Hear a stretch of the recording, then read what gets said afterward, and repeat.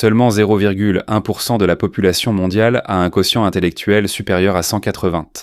Isabela Santos faisait partie de ce groupe restreint. À 16 ans, elle s'est retrouvée sur le banc des accusés pour des cybercrimes qui auraient pu la conduire en prison. Mais ce qui s'est passé dans cette salle d'audience, aucun manuel de droit n'aurait pu le prévoir.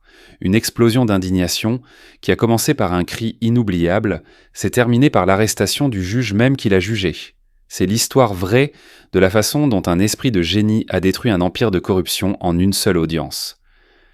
Le tribunal pénal de São Paulo s'est réveillé ce mardi matin comme n'importe quel autre jour. Dans les couloirs de marbre résonnèrent les bruits familiers des talons hauts, les chuchotements des conversations entre avocats et le son des porte-documents en cuir traînés sur le sol. Mais la salle d'audience numéro 7 était destinée à devenir la scène de quelque chose que personne n'oublierait jamais. Isabela Santos marchait dans les couloirs avec un calme qui contrastait totalement avec son âge. À 16 ans, elle se tenait avec une maturité presque déconcertante, et non avec la rébellion d'une adolescente. Ses épouteux, les cheveux blonds étaient rassemblés en une simple queue de cheval, et elle portait un chemisier blanc de travail et une jupe bleu foncé, une tenue soigneusement choisie par son père pour projeter une image de sérieux et d'innocence. À côté d'elle marchait le docteur Ricardo Santos, qui au cours des 10 dernières minutes avait nerveusement ajusté sa cravate pour la 5e fois. Étant l'un des avocats pénalistes les plus respectés de São Paulo, il avait défendu des entrepreneurs, des politiciens et même d'autres juristes dans des affaires complexes, mais il ne s'était jamais senti aussi tendu qu'à ce moment-là, en défendant sa propre fille. « Souviens-toi de ce dont nous avons parlé, Isabela », murmura-t-il alors qu'ils approchaient de la salle. « Reste calme, ne réponds que lorsqu'on t'interroge, et, pour l'amour de Dieu, surveille ton langage. » Isabela regarda son père avec ses yeux bruns, qui semblaient toujours cacher des secrets. « Papa, tu sais bien que je n'ai commis aucun crime. La vérité ne triomphe-t-elle pas toujours? N'est-ce pas ce que tu m'as toujours appris ?» Le docteur Ricardo soupira profondément. Il connaissait sa fille mieux que quiconque et comprenait que derrière cette apparence angélique se cachait un esprit brillant et un caractère parfois dangereusement impulsif. Isabela n'était pas simplement intelligente, elle était un génie reconnu avec un QI de 180, ce qui la plaçait au même niveau que les esprits les plus exceptionnels du pays. La salle d'audience s'ouvrit devant eux, tel un théâtre prêt pour la représentation. Les fauteuils en acajou poli brillaient sous la lumière des lustres classiques, et les armoiries de la République se dressaient majestueusement derrière le siège du juge.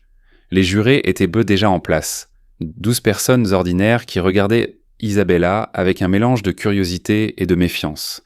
Il était difficile de croire que cette jeune fille fût capable des cybercrimes dont on l'accusait. De l'autre côté de la salle, la procureure Camilla Oliveira organisait ses documents avec des gestes précis. À 40 ans, elle s'était bâtie une solide carrière fondée sur la détermination et les résultats. Ses cheveux noirs étaient rassemblés en un chignon impeccable, et son tailleur gris respirait l'autorité.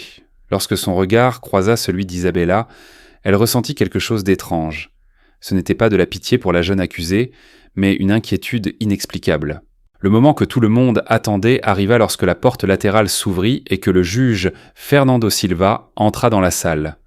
Grand et imposant, à 52 ans, il se comportait avec l'arrogance d'un homme convaincu de son intouchabilité. Sa moustache grise était parfaitement taillée et ses lunettes dorées reflétèrent la lumière de manière presque théâtrale. « Levez-vous, la cour, présidée par son Excellence le juge Fernando Silva », annonça l'huissier. Isabela se leva avec tout le monde, mais son regard resta fixé sur le juge. Il y avait quelque chose dans son expression qui dérangeait la jeune fille, une arrogance qui dépassait l'autorité naturelle de sa fonction. Il semblait avoir déjà rendu son verdict avant même que les premiers mots ne soient prononcés. « Vous pouvez vous asseoir », déclara le juge en s'installant dans son fauteuil comme un roi sur son trône. Il balaya la salle du regard jusqu'à s'arrêter sur Isabela. Alors c'est donc la fameuse jeune hackeuse qui pense pouvoir jouer avec les systèmes du gouvernement brésilien. Le tout premier commentaire était empreint d'un tel mépris que le docteur Ricardo fronça les sourcils. Isabela, de son côté, garda une expression neutre. Mais ses doigts se crispèrent légèrement sur la table, un signe que son père connaissait plus bien et qui signifiait dès qu'elle commençait à s'irriter. La procureure Camilla se leva pour présenter l'accusation. Votre honneur, l'accusée Isabela Santos est inculpée d'intrusion dans les systèmes gouvernementaux, de violation de données confidentielles et de mise en danger de la sécurité nationale. Les crimes ont été commis sur une période de 4 ans. depuis que l'accusé n'avait que 12 ans. Un murmure parcourut les rangs des jurés. 12 ans. Comment un enfant de cet âge pouvait-il avoir accès aux systèmes gouvernementaux et posséder les connaissances nécessaires pour les pirater ? Isabella resta immobile, mais dans ses yeux brilla quelque chose qui pouvait être interprété comme de l'amusement. Elle savait exactement ce qu'elle avait fait, et, plus important encore, pourquoi elle l'avait fait. La question était de savoir si ces gens pourraient craindre et comprendre ses motivations avant de la condamner. Le procès ne faisait que commencer, mais la tension dans la salle était déjà palpable. Personne ne pouvait imaginer que dans quelques heures, cette jeune fille en apparence sans défense changerait complètement le cours du procès et révélerait des vérités que beaucoup auraient préféré voir enterrées à jamais. La matinée au tribunal s'étirait lentement. Isabella observait chaque mouvement, chaque expression, chaque mot avec la précision d'un scientifique analysant une expérience. Son esprit fonctionnait à plusieurs niveaux simultanément, tout en écoutant les accusations, elle cataloguait les incohérences, mémorisait les détails et planifiait donc sa défense. Le juge Fernando Silva continuait de se comporter de manière autoritaire, et son ton méprisant ne faisait que s'accentuer à chaque phrase. « Voyons voir, dit-il en feuilletant les documents avec une indifférence feinte. Une mineure qui prétend avoir découvert des vulnérabilités dans les systèmes fédéraux. Procureur Oliveira, cette histoire ne vous semble-t-elle pas un peu fantaisiste ?» La procureure Camilla se leva, tenant un volumineux dossier. « Votre honneur, bien que l'âge de l'accusé soit en effet inhabituel, les preuves techniques sont irréfutables. Nous avons des enregistrements d'accès non autorisés aux serveurs du ministère des Finances, de l'administration fiscale fédérale et même à certains fichiers du ministère de la Défense. » Isabella sentit l'irritation monter dans sa poitrine. On parlait d'elle comme d'une enfant désobéissante qui avait cassé un vase, et non comme de quelqu'un ayant découvert de graves failles qui menaçaient la sécurité nationale. « Et que cherchait exactement un enfant de 12 ans dans ces systèmes ?» demanda le juge avec ironie. « Peut-être la réponse à un devoir scolaire ?» Quelques rires étouffés se firent entendre parmi les jurés. Isabella serra les poings sous la table si fort que ses jointures blanchirent. Le docteur Ricardo remarqua la tension croissante de sa fille et lui toucha la main d'un geste apaisant. « C'était pas tout à fait, votre honneur, » intervint le docteur Ricardo. « Ma fille possède des capacités cognitives exceptionnelles. À 6 ans, on lui a diagnostiqué une douance. » « Ah, encore un enfant surdoué de notre époque », le coupa le juge Silva avec mépris. « Docteur Santos, avec tout le respect que je vous dois, ces excuses de génie ne convainquent plus personne. Nous vivons à une époque où tous les parents pensent que leurs enfants sont de petits Einstein. » Cette insulte frappa Isabella comme une gifle. Toute sa vie, on l'avait sous-estimé à cause de son âge, mais jamais cela n'avait été aussi public et humiliant. Ses mains tremblaient légèrement, alors qu'elle essayait de garder son sang-froid. La procureure Camilla continua de présenter les preuves. Parmi les fichiers obtenus illégalement, nous avons trouvé des documents liés à des appels d'offres publiques, des contrats gouvernementaux et des correspondances internes entre les administrations. L'accusé a également pu accéder aux bases de données d'enquêtes en cours. Et pourquoi une adolescente aurait-elle eu besoin de ces informations ? Demanda le juge, regardant maintenant directement Isabella. Prévoyait-elle de les vendre à des concurrents ou voulait-elle peut-être impressionner ses camarades de classe ? La condescendance dans la voix du juge était insupportable. Chaque mot était pour Isabella comme une piqûre d'aiguille. Elle n'était pas une enfant jouant au hacker. Elle avait découvert des preuves de corruption qui pouvaient ébranler les fondements du gouvernement. Le docteur Ricardo tente à nouveau de défendre sa fille. Votre honneur, Isabella a agi par sens de la justice. Elle a découvert des irrégularités. Docteur Santos, le coupa sèchement le juge. Votre fille a enfreint la loi. Point final. Ne me parlez pas de sens de la justice. Les enfants ne comprennent pas ce qu'est la justice. Les enfants ne comprennent que leurs caprices. C'était la goutte d'eau qui fit déborder le vase. Isabella sentit sa patience s'épuiser. Dans ses yeux brilla un mélange de colère et de détermination qui fit s'agiter mal à l'aise plusieurs jurés sur leur siège. La jeune fille se pencha légèrement en avant. Sa voix était basse mais pleine de tension. « Je vous demande pardon, votre honneur, mais vous me sous-estimez sérieusement. » Le juge Silva haussa un sourcil, visiblement amusé par ce qu'il considérait comme une crise d'adolescente. « Ah, maintenant la petite veut parler. Comme c'est mignon. Dis-moi donc, jeune génie, qu'est-ce que je sous-estime exactement ?» Isabella prit une profonde inspiration. Chaque fibre de son être lui criait d'exploser, mais elle essayait encore de garder son calme. J'essaie de dire que mes actions avaient des motifs très spécifiques, et si vous aviez pris la peine d'analyser les données que j'ai collectées, des données que vous avez collectées illégalement, coupa le juge avec mépris. Écoute bien, petite, peu importe à quel point tu te crois intelligente. Tu es une mineure qui a commis des crimes graves. Ton opinion sur la justice n'a aucune importance ici. Le silence qui suivit fut assourdissant. Isabella sentait le sang battre à ses tempes. Le moment approchait. Elle savait qu'elle ne pourrait plus se retenir longtemps. La tension dans la salle atteignit un point critique. Isabella avait l'impression d'avoir une bombe à retardement dans la poitrine, dont les secondes s'égrenaient avant l'explosion. Chaque parole condescendante du juge Silva ne faisait qu'attiser le feu qui brûlait en elle. Le juge poursuivit son discours arrogant, visiblement satisfait de ce qu'il considérait comme une maîtrise totale de la situation. « Docteur Santos, je vous conseille d'apprendre à votre fille le respect de l'autorité. De mon temps, les enfants savaient en se taire quand les adultes parlaient entre. C'est à ce moment-là que tout bascula. Isabella Santos, la prodige de 16 ans, se leva brusquement de sa chaise. Ses yeux bruns brillèrent d'une intensité qui figea toute la salle. Pendant un instant, le silence fut absolu. Même le tic-tac de l'horloge ancienne sembla s'arrêter. Puis, d'une voix qui résonna contre les murs lambrissés de bois noble comme un coup de tonnerre dans un ciel serein, Isabella hurla les mots qui allaient tendre tout changer. « Taisez-vous, juge illettré !» L'effet fut immédiat et dévastateur. Le juge Fernando Silva resta paralysé. Sa bouche s'ouvrit comme celle d'un poisson hors de l'eau. Ses lunettes dorées glissèrent légèrement sur son nez, et pendant quelques secondes, il sembla avoir complètement oublié comment parler. Les jurés éclatèrent en exclamations étouffées. Une dame aux cheveux gris porta la main à sa poitrine, visiblement choquée. Un homme d'âge mûr faillit laisser tomber sa bouteille d'eau. Les femmes plus jeunes du jury regardaient Isabella avec un mélange d'horreur et d'admiration secrète. Le docteur Ricardo Santos se cacha le visage dans les mains. Ses épaules tremblèrent. De toute sa carrière, il n'avait jamais été témoin d'un manque de respect aussi direct et violent dans une salle d'audience.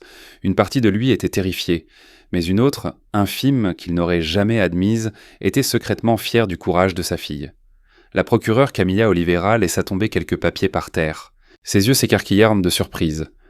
En 15 ans de carrière, elle avait vu des accusés désespérés et en colère, mais jamais une adolescente d'une telle audace.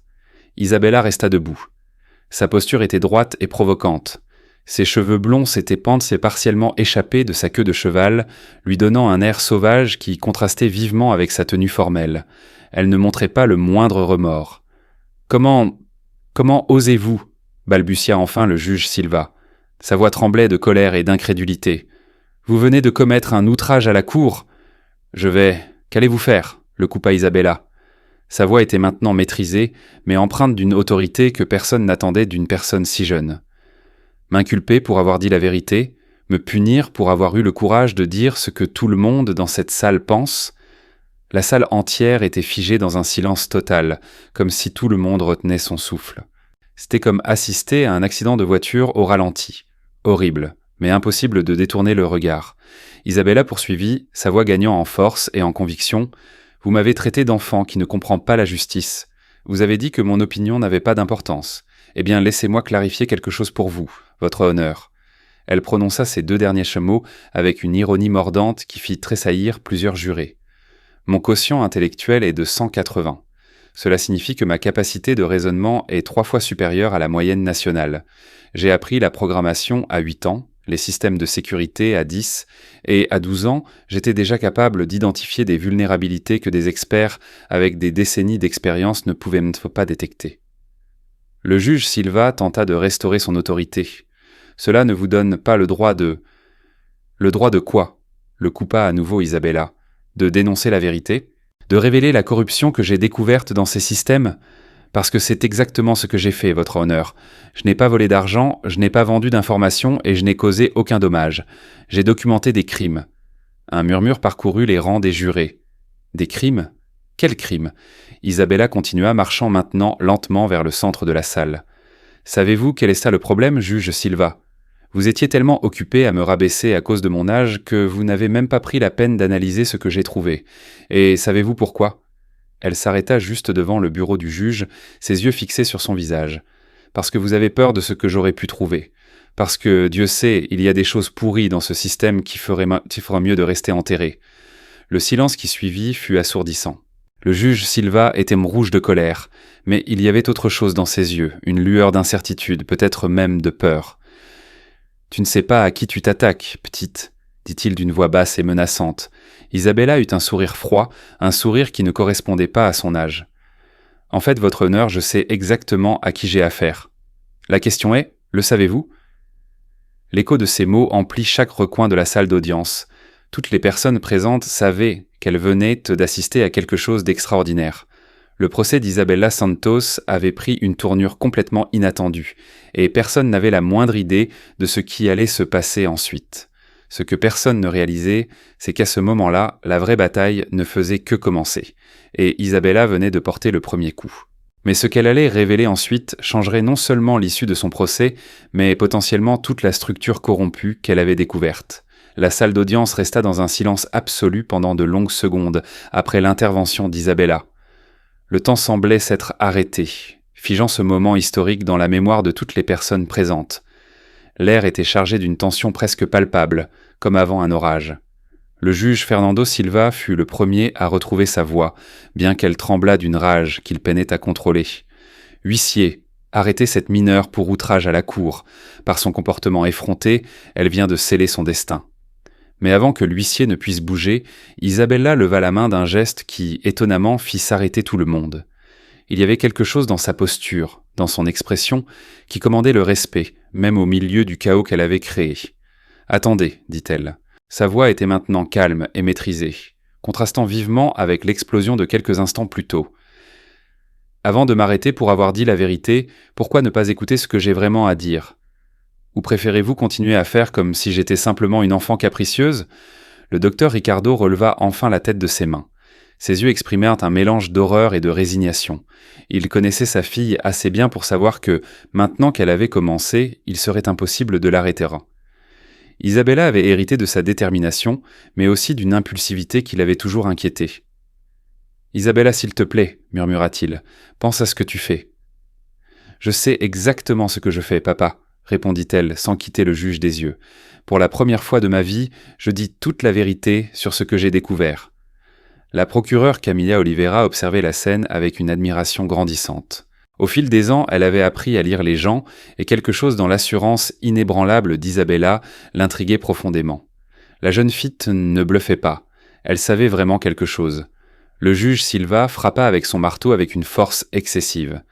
Le son résonna dans la salle comme un coup de feu. « Silence. Silence dans ce tribunal, jeune fille. Vous avez commis un crime grave en me manquant de respect de cette manière. Rien ne peut justifier... » « Justifier ?» le coupa Isabella. Sa voix prit une agressivité contrôlée. « Vous voulez parler de justification ? Alors parlons des contrats frauduleux que j'ai trouvés dans les archives du ministère des Travaux publics ou des virements suspects que j'ai identifiés dans les systèmes de l'administration fiscale fédérale. » Un murmure parcourut les rangs du jury. Contrat frauduleux, virement suspect. De quoi parlait exactement cette jeune fille ? Isabella poursuivit, marchant maintenant lentement au centre de la salle. Savez-vous quelle a été ma première découverte, votre honneur ? C'était un système d'appel d'offres truqués pour un montant de plus de 50 millions de réaux. Des entreprises fictives remportaient bientôt des contrats sans satisfaire aux exigences minimales. Le juge Silva était visiblement mal à l'aise. Ses doigts tambourinaient nerveusement sur la table. Ce sont des accusations graves et sans fondement, jeune fille. Sans fondement ? Isabella rit, mais son rire n'avait rien de joyeux. J'ai les noms, les dates, les montants, les numéros de compte. J'ai des enregistrements de conversations, des emails et même des relevés d'appels qui prouvent l'existence d'un réseau de corruption qui dépasse de loin votre imagination.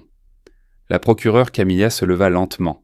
Son intuition de procureur lui hurlait que quelque chose de très important se passait. « Votre honneur, nous devrions peut-être écouter ce que l'accusée a à dire si elle possède réellement des preuves de crime. C'est une hackeuse criminelle », explosa le juge Silva. « Nous ne pouvons pas nous fier à des informations obtenues illégalement par une mineure. » Isabella s'arrêta juste devant le bureau du juge. Ses yeux brillaient d'une détermination féroce. « Savez-vous pourquoi vous ne voulez pas entendre mes preuves, juge Silva ?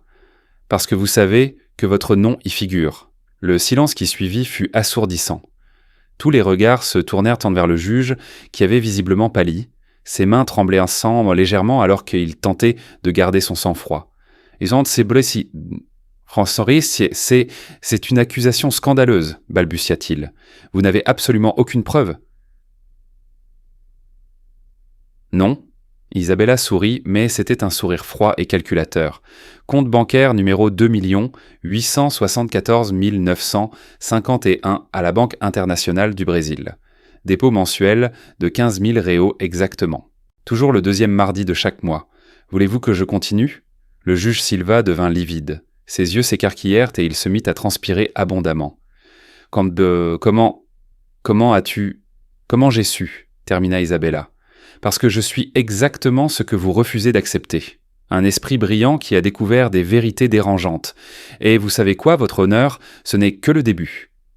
Le docteur Ricardo regardait sa fille avec un mélange de fierté et de terreur. Isabella avait franchi une ligne de non-retour. Elle ne se défendait pas seulement contre des accusations, elle déclarait la guerre à tout un système corrompu. Le jury chuchotait, visiblement déconcerté par la tournure que prenait le procès.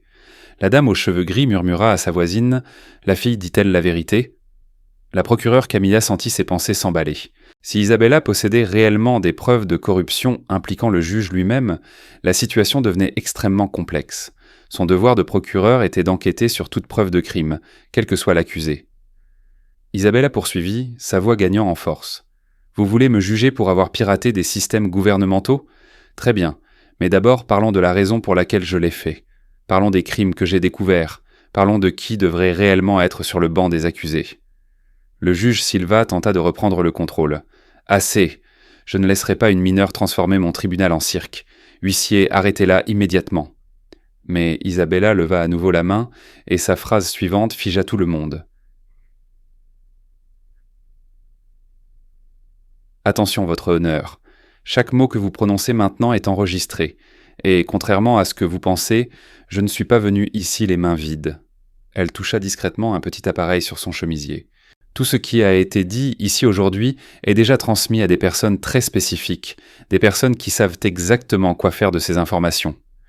La panique dans les yeux du juge Silva était indubitable. Isabella avait complètement renversé la dynamique du procès. Elle n'était plus l'accusée. Elle était devenue l'accusatrice. Le procès avait pris une tournure que personne n'aurait pu prévoir. Isabella Santos, la jeune prodige, avait déclaré la guerre à la corruption, et les conséquences de ces révélations ne faisaient que commencer. La salle d'audience s'était transformée en un champ de bataille où la vérité et la corruption s'affrontèrent ouvertement. Isabella resta au centre de la salle, dégageant une assurance qui contrastait vivement avec sa jeunesse. À 16 ans, elle avait réussi ce que des procureurs expérimentés mettent quant des années à accomplir. Elle avait dénoncé un réseau de corruption en activité. La procureure Camilla Oliveira ressentait un conflit avec sa conscience professionnelle. Devant elle se tenait une mineure qui avait commis un cybercrime, mais qui possédait également des preuves de crime, bien plus graves impliquant des représentants du système judiciaire lui-même. Son devoir de serviteur de la justice était clair, même si cela signifiait aller à l'encontre de sa hiérarchie. « Votre honneur, dit Camilla, s'adressant au juge Silva avec une fermeté qu'elle ne se connaissait pas. Compte tenu des allégations de l'accusé, je crois qu'il est de notre devoir d'enquêter sur ces preuves. Si des crimes sont effectivement commis, il n'y a pas de crime, explosa le juge Silva. Son sang-froid s'était finalement effondré. Cette fille est une menteuse criminelle qui tente de détourner l'attention de ses propres actes. Je ne la laisserai pas transformer ce tribunal en scène pour ses fantasmes d'adolescente. Isabella observa la réaction du juge avec le sang-froid d'une stratège expérimentée. Chacune de ses paroles désespérées confirmait ses soupçons et renforçait sa position. « Des fantasmes, votre honneur ? Alors vous voulez dire que le compte bancaire que j'ai mentionné n'existe pas et que les dépôts de 15 000 réaux sont une invention de ma part ?» Le silence qui suivit fut éloquent. Le juge Silva ne put réfuter l'accusation de manière spécifique, se contentant de dénégations vagues. Cela n'échappa pas au jury, qui commença à regarder le juge avec une suspicion croissante. Le docteur Ricardo Santos retrouve enfin sa voix. En tant qu'avocat expérimenté, il reconnut un tournant procédural quand il en voyait un. « Votre honneur, si ma fille possède des preuves de crime, notre devoir constitutionnel est de les analyser. La justice ne peut pas fermer les yeux sur la vérité, quelle que soit son origine. » Isabella profita du soutien de son père pour poursuivre son offensive. « Je peux présenter les preuves dès maintenant, si le tribunal le permet. J'ai des enregistrements d'au moins 20 appels d'offres frauduleux, de virements bancaires suspects et d'un réseau de sociétés écrans qui opère depuis plus de 5 ans. Des preuves obtenues illégalement, protesta le juge Silva, mais sa voix semblait de plus en plus désespérée. Des preuves de crimes qui n'en m'auraient jamais été révélées autrement, rétorqua Isabella. Et dites-moi, votre honneur, qu'est-ce qui est pire? Une mineure qui accède à des systèmes pour dénoncer la corruption, ou des fonctionnaires qui volent des millions dans les caisses de l'État? La question résonna dans la salle d'audience comme un défi direct non seulement au juge, mais à tout le système. Plusieurs membres du jury hochèrent la tête en signe d'approbation, visiblement impressionnés par le raisonnement de la jeune fille. La procureure Camilla prit une décision qui allait changer le cours de sa carrière. Votre honneur, je demande officiellement l'ouverture d'une enquête parallèle pour examiner les allégations de l'accusé. En tant que représentante du ministère public, je ne peux ignorer des preuves de crimes contre l'administration publique. Vous n'avez pas l'autorité pour cela, commença le juge Silva. Si, le coupa fermement Camilla. C'est mon devoir légal et je vous suggère de vous récuser de cette affaire, étant donné que vous pourriez être impliqué dans les crimes décrits. Le coup porta. Le juge Silva sembla vieillir de 10 ans en quelques secondes. Son autorité, bâtie sur des décennies, s'effondrait sous les yeux d'une adolescente à cause de sa propre cupidité. Isabella comprit que le moment était venu de porter le coup de grâce. Vantrar. Votre honneur, il y a autre chose que vous devez savoir. Au cours des 6 derniers mois, pendant que mon affaire se préparait, j'ai continué à surveiller l'activité suspecte que j'avais découverte, et ce que j'ai trouvé était encore plus grave. Elle fit une pause dramatique, laissant la tension envahir la salle. J'ai découvert que mon procès avait été délibérément attribué à votre tribunal, que des témoins avaient été soudoyés pour témoigner contre moi et que des preuves avaient été falsifiées pour garantir ma condamnation. Le jury bourdonna de murmures choqués. Comment était-ce possible? Une mineure accusait tout le système de conspirer contre elle. Et savez-vous pourquoi ils m'ont fait ça, juge Silva? Poursuivit Isabella. Sa voix prit une intensité hypnotique.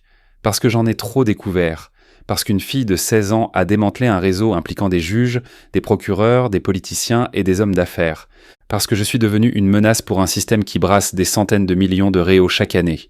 Le docteur Ricardo regardait sa fille avec un mélange de fierté et de terreur.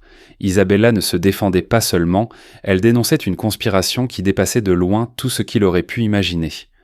La procureure Camilla sentit le poids de la responsabilité sur ses épaules. Si Isabella disait la vérité, elle-même aurait pu être involontairement impliquée dans une mascarade judiciaire. Isabella, avez-vous des preuves de ces allégations? Isabella sourit pour la première fois depuis le début du procès. C'était un sourire sincère. Procureur Oliveira, j'ai bien plus que des preuves. J'ai l'enregistrement d'une conversation entre le juge Silva et le député fédéral Marcos Andrade, où ils discutent trop spécifiquement de mon cas et de la manière de garantir ma condamnation. Le juge Silva se leva brusquement, renversant plusieurs papiers. C'est un mensonge, une invention absurde de cette criminelle mineure.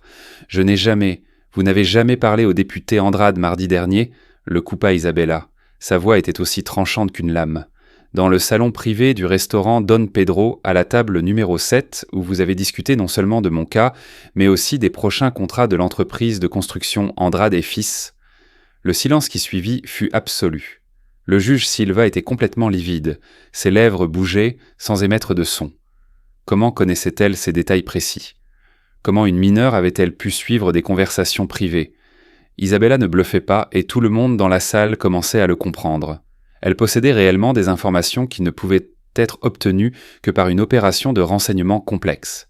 « Vous voulez savoir comment j'ai obtenu ces informations ?»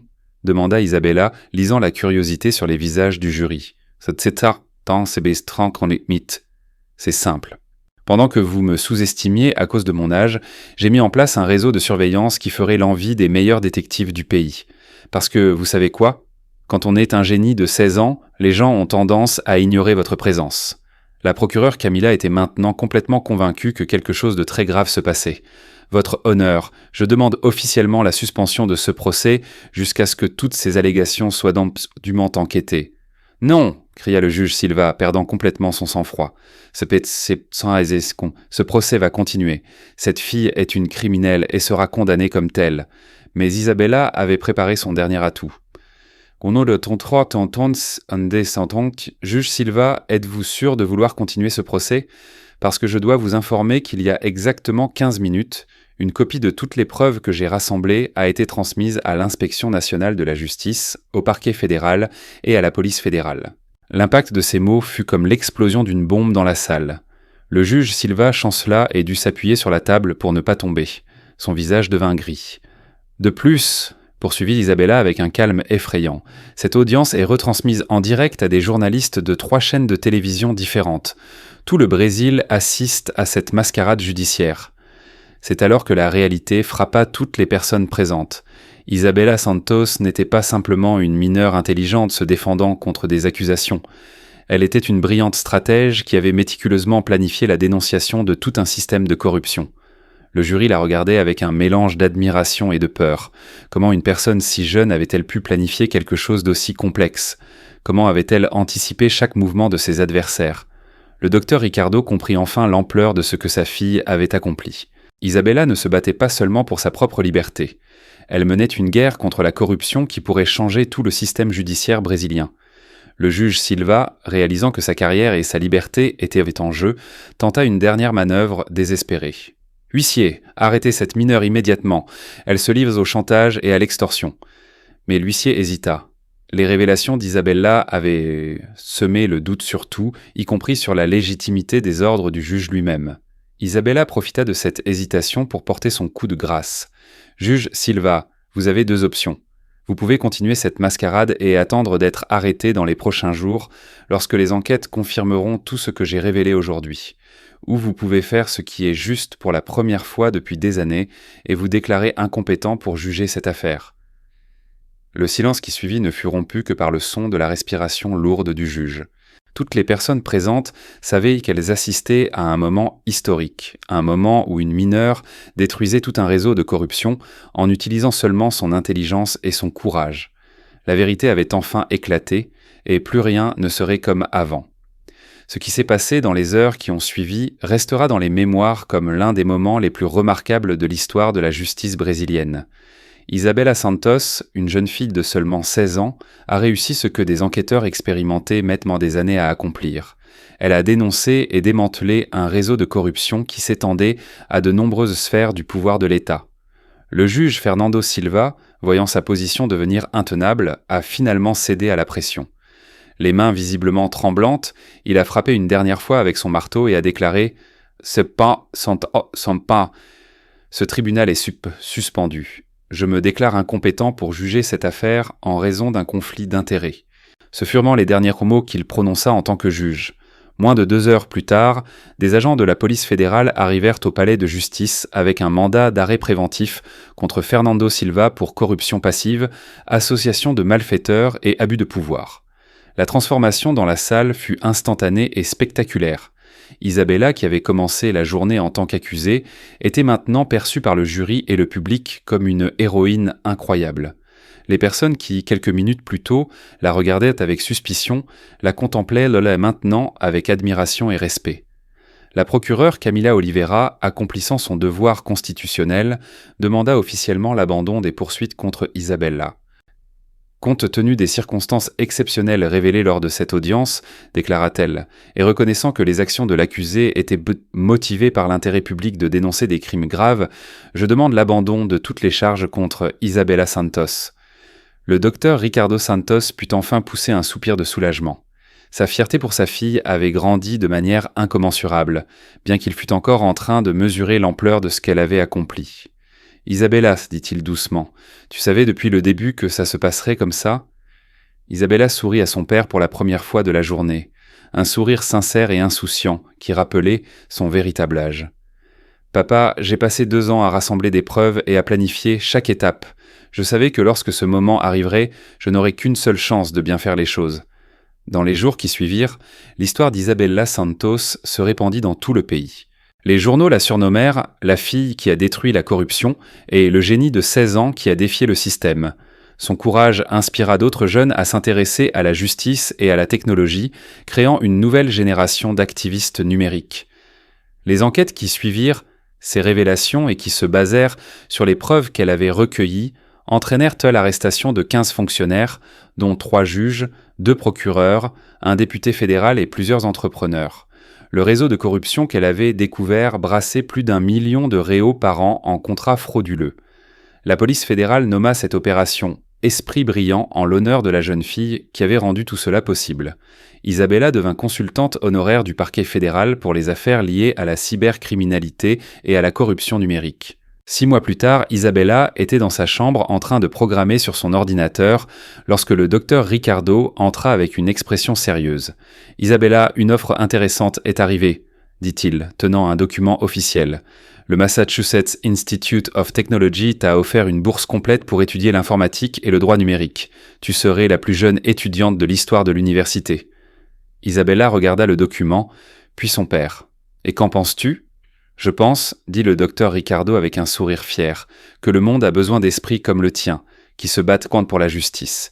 Tu as prouvé que l'âge ne détermine pas la capacité de changer le monde pour le mieux. » Isabella ferma son ordinateur portable et se leva. « Papa, j'ai appris quelque chose d'important au cours de ce processus. La justice n'est pas une question d'âge, de position ou de pouvoir. C'est une question de courage pour affronter la vérité, même lorsqu'elle est inconfortable pour beaucoup. » Elle fit une pause regardant par la fenêtre la ville animée de Sao Paulo. « J'accepterai l'offre du MIT, mais je reviendrai au Brésil. Ce pays a besoin de gens prêts à lutter contre la corruption, et j'ai l'intention d'en faire partie. » Le docteur Ricardo serre sa fille dans ses bras, ressentant un mélange de fierté et d'inquiétude. Isabella avait prouvé qu'elle était capable de choses extraordinaires, mais il savait que les défis qu'elle avait choisi de relever ne seraient pas faciles. 2 ans plus tard, Isabella Santos fonda l'ONG Esprit Connecté, qui utilise la technologie pour enquêter et dénoncer la corruption dans les organismes publics. Son organisation a déjà aidé à révéler plus de 5 réseaux de corruption à travers le pays, travaillant toujours en partenariat avec les autorités compétentes. Dans une interview pour le Journal national, lorsqu'on lui a demandé ce qui l'a motivé à continuer la lutte contre la corruption, Isabella a répondu « Beaucoup de gens me demandent si je n'ai pas peur des conséquences de ce que je fais. La vérité, c'est que, si, j'ai peur. J'ai peur d'un avenir où la corruption serait acceptée comme la norme.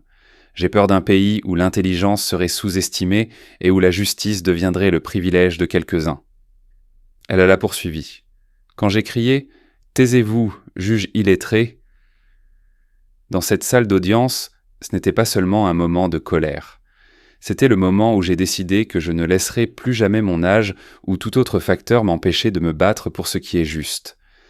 L'histoire d'Isabella Santos est devenue le symbole du fait que le changement peut venir de là où on l'attend le moins, qu'un esprit brillant, quel que soit son âge, peut défier des systèmes entiers lorsqu'il est seul motivé par la justice. Aujourd'hui, à l'âge de 19 ans, Isabella poursuit son travail acharné. Elle a prouvé qu'il faut parfois les yeux d'un enfant pour voir les vérités que les adultes préfèrent ignorer et que le courage de dire la vérité, même quand c'est difficile, peut transformer non seulement des vies individuelles, mais toute une société. Son histoire nous rappelle que la véritable intelligence ne se mesure pas seulement par un quotient intellectuel, mais aussi par le courage d'utiliser ce don pour changer le monde pour le mieux. Isabella Santos n'était pas seulement une jeune fille qui a affronté un juge corrompu. C'était une jeune femme qui a choisi d'utiliser son esprit brillant pour construire un pays plus juste.